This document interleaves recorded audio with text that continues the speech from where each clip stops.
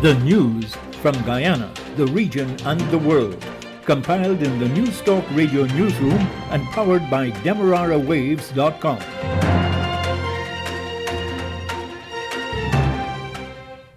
The news comes to you with the compliments of Eureka Medical Laboratories. With the news at this time, I am Tiana Jordan. A very good morning to you. First, the lead stories. The Guyana Defense Force says fewer soldiers are deserting the Army. A probe is ongoing into the fire at the Leparkan Bond on Lombard Street, Georgetown.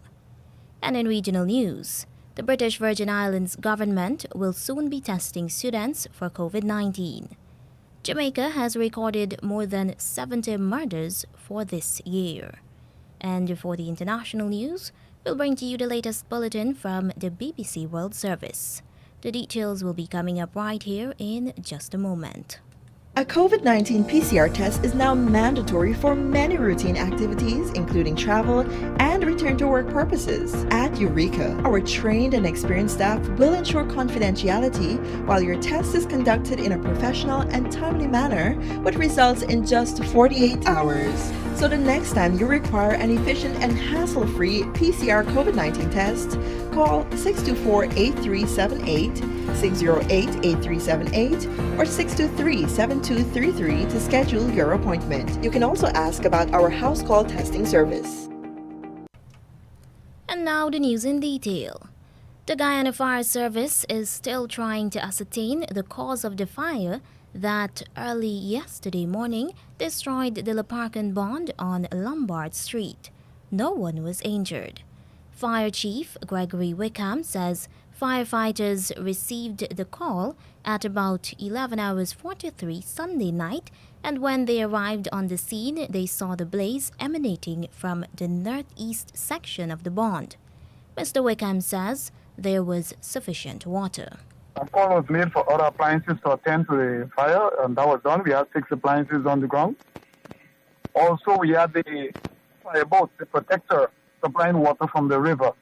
And so we had copious amount of water to deal with the fire, and we managed to bring it under control and stop it from spreading to other nearby buildings and exposure, for example, like vehicles and so. Even once we were doing firefighting, we had explosions, but there were some gas cylinders stored in the area for these forklifts. Fire Chief Gregory Wickham. The Guyana Fire Service says the structure involved was a 2-story wooden, concrete and steel building owned by Guyana National Industrial Company Incorporated and used as shipping companies, namely Tropical Shipping Company and Leparkan Trading Company. As a result of the fire, Tropical Shipping Company sustained water damage and minor fire damage. Additionally, propane cylinders, a quantity of barrels containing foodstuff, clothing, household appliances, and other items were destroyed. Meanwhile, Leparkan Trading Company suffered the loss of 1 Bobcat machine, a quantity of office furniture, gas cylinders, crates of energy drinks, 3 40-feet containers containing electrical cables and flex hoses, 3 electrical transformers, and 3 40-feet refrigeration containers. 11 vehicles were also destroyed, while 5 were severely damaged and 3 others were slightly damaged. The Guyana Defense Force, GDF, says that fewer soldiers are deserting the military organization. Appearing before the Public Accounts Committee, PAC, Commander Vernon Burnett was at the time responding to questions about how 171 soldiers deserted the GDF in 2017. They had been part of 406 soldiers who had been struck off strength. Mr. Burnett says in a number of instances, the kit and equipment had not been accounted for, and in other instances, they had left them in the cupboards. Commander Burnett says reasons for soldiers walking off the job include not being able to cope with military discipline or they get better paying jobs. However, he says there were no deserters in 2018. The GDF's accounting officer says that the welfare department has since been expanded, with more welfare officers being assigned to units and sub-units. What the leadership of the force has done, though, I know that in the past we have recognized 2017 and even beyond the large number of soldiers who were going absent, and there were some intervention at defense headquarters level and at the commanding, imploring upon commanding officers to have regular sessions and seek to have intervention at that level.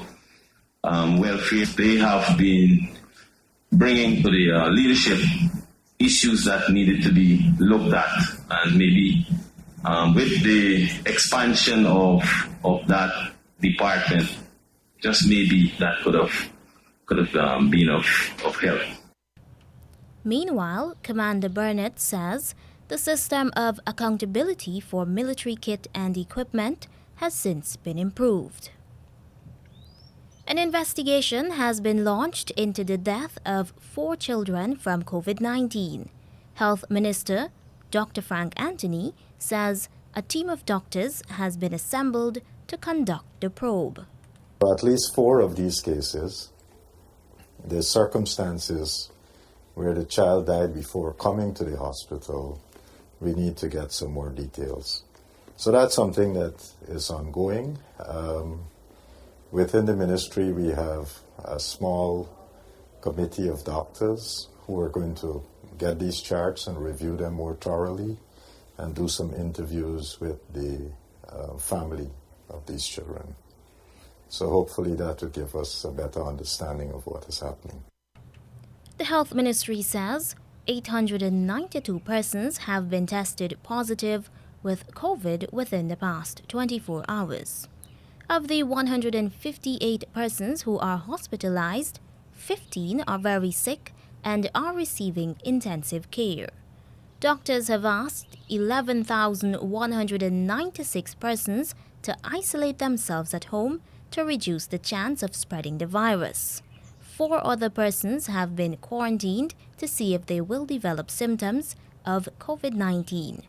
The death toll has risen to 1,096 with the passing of an 87-year-old man on Monday. Police say they are searching for 3 males who allegedly invaded the home of a family at Blueberry Hill, Wisma, Linden, and robbed them of several items. They told police that the bandits carted off 3 cellular phones and gold jewelry with a total value of $400,000. The men allegedly pounced on the family and held them at gunpoint at about 8:15 Sunday night. As they were escaping, a male cousin, Kerwin Sampson, was returning his cousin's motorcycle which he had borrowed earlier. Mr. Sampson told police that one of the men shot him to his left knee before stealing his jewelry worth $25,000. Mr. Sampson has been admitted to the Linden Hospital complex. A woman has been arrested after she allegedly pelted her brother with bottles. A man who also stabbed him has been arrested. Police identified the injured man as 25-year-old Viraj Singh, a taxi driver of Scottsburg, Carriverton, Berbice. Police say he is hospitalized and his condition is listed as serious. The incident occurred at about 7:45 Sunday night. Those arrested are Jashoda Singh, also known as Davia, and Rajendra Bagrati of number 58 Village, Quarantine. Police say that Viraj Singh and his sister had an altercation because she allegedly threatened her mother earlier in the day. He alleges that when he upbraided her, she started to pelt him with bottles, and he retaliated by picking up a mop stick, which led to a fight between them. Mr. Bagrati attacked Viraj with a knife, which caused him to sustain injuries. Police say his condition is serious. Tributes are continuing to pour in for Guyanese business magnate Yesu Prasad. He died early Sunday morning at the age of 93. He died early yesterday morning at the age of 93. President Irfan Ali says Guyana has lost an outstanding soul, a true son of the soil. The Private Sector Commission, PSC, of which Mr. Prasad was its founding chairman, says the business community is grateful for the astute and wise leadership he provided in the early days during the return of democracy to Guyana. The PSC also credited him for his role in the birth of the Private Sector Commission.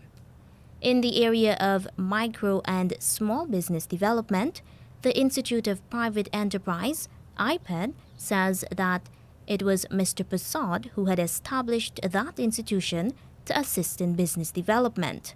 IPED says that Mr. Prasad has left behind a sustainable organization and with a network of almost 5,000 small and micro enterprises that are themselves sustainable. The University of Guyana School of Medicine says Mr. Prasad was one of the school's greatest benefactors.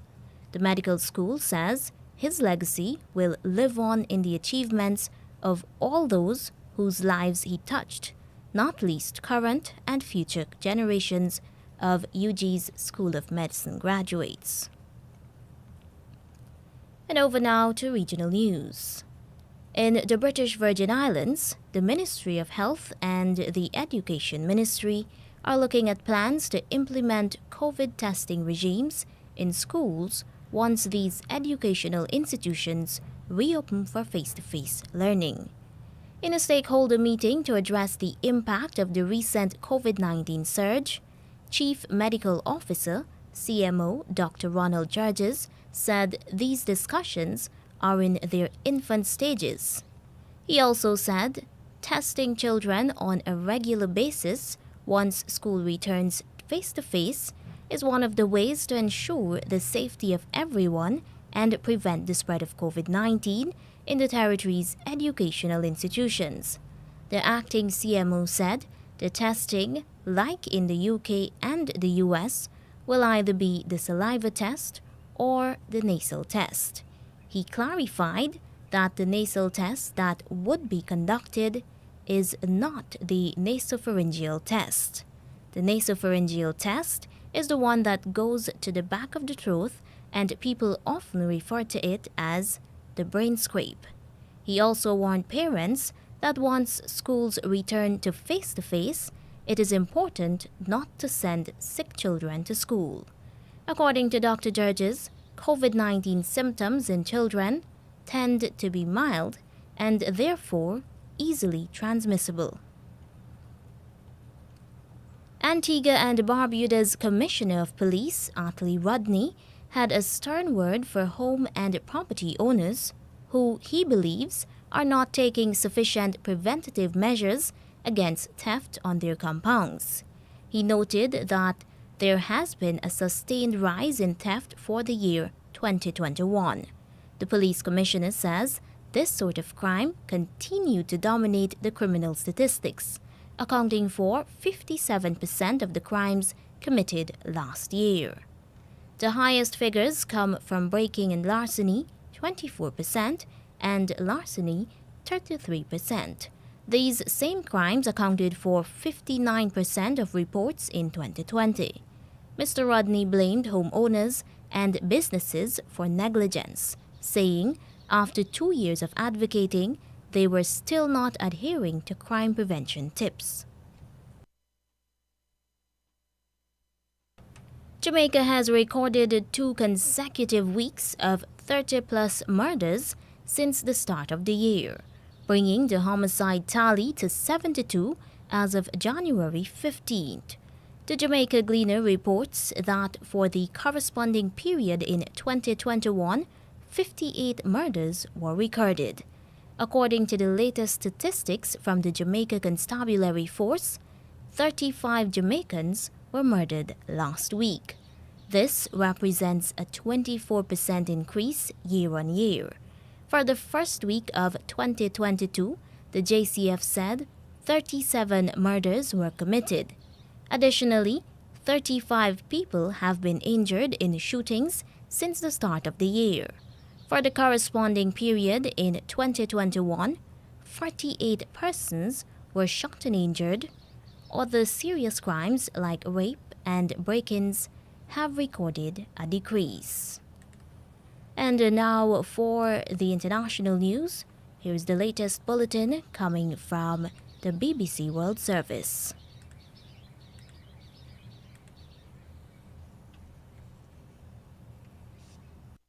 Hello, I'm Moira Alderson with the BBC News. There are fears that Saturday's volcanic eruption and tsunami in Tonga could have caused extensive damage on smaller islands that have not yet been reached. Curtis Tui-Halanyinyi is the country's deputy head of mission in Australia. He warns it will take time before the full picture emerges. In a few days from today, possibly we'll be able to have a satellite communication to Tonga, where it will allow limited access to international call and communication with our families and friends back in Tonga. So far, only 2 people have been confirmed dead, but pictures taken by the New Zealand Air Force show one village completely destroyed. It's thought some islands were hit by a wave between 5 and 10 metres high. Belarus has confirmed that Russian troops have begun arriving on its territory for several weeks of joint military exercises. The Defence Ministry in Minsk said it was hosting the combat drills because of what it called tensions on its western and southern borders. The manoeuvres come amid increasing tension between Western countries and Moscow over the massing of Russian troops near Ukraine. The Ukrainian ambassador to Britain, Vadim Pristaigo, said his country was already at war with Russia, which is backing fighters in the east. We've been fighting for 7 years, losing more than 13,000 people already. It's not just imminent danger. We are in the middle of war. It's not war with millions of casualties. Hopefully we will be able to avoid it, but we're already fighting each and every day, losing soldiers. America's largest airlines are warning of chaos if telecommunications firms go ahead with the launch of new 5G services on Wednesday. They don't want the new technology to be installed near major airports, as it could interfere with sensitive plane instruments such as altimeters used during landings. Here's Peter Bowes.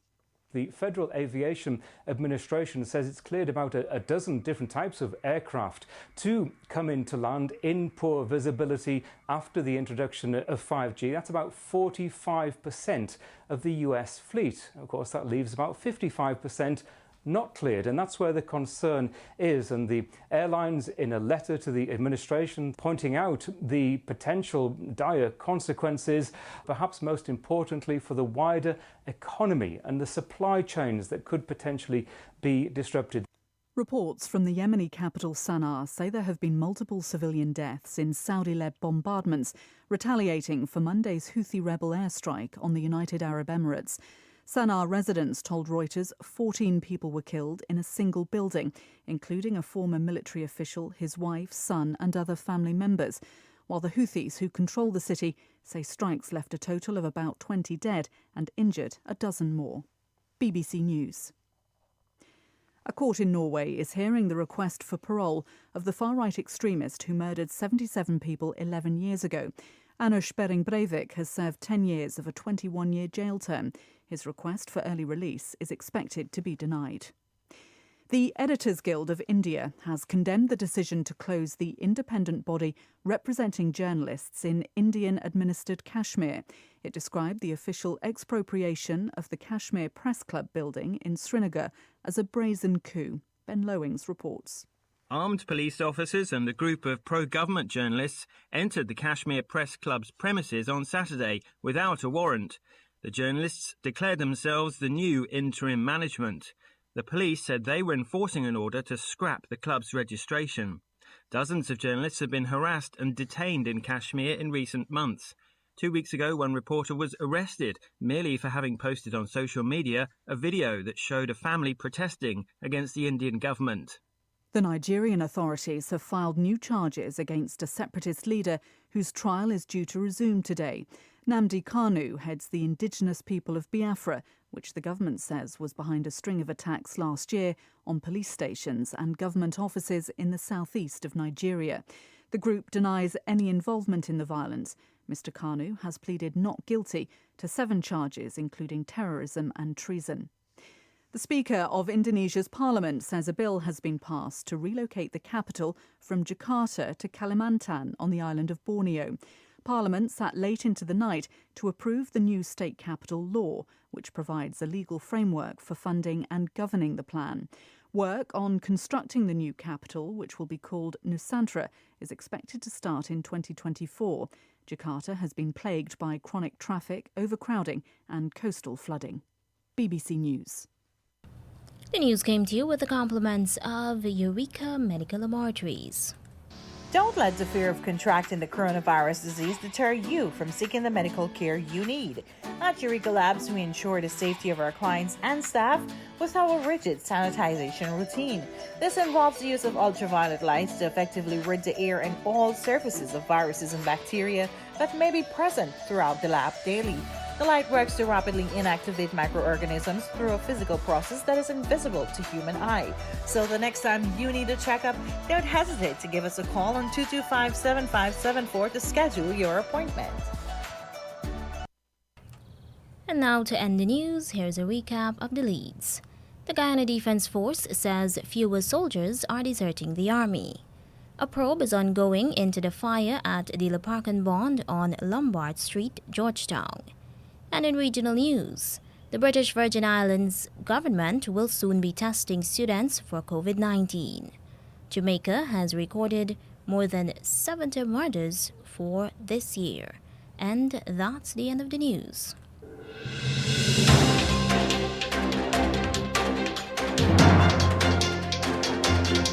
This has been the news, compiled in the News Talk Radio Newsroom. For ongoing updates, visit demerarawaves.com, and you can check facebook.com/demwaves and twitter.com/demwaves.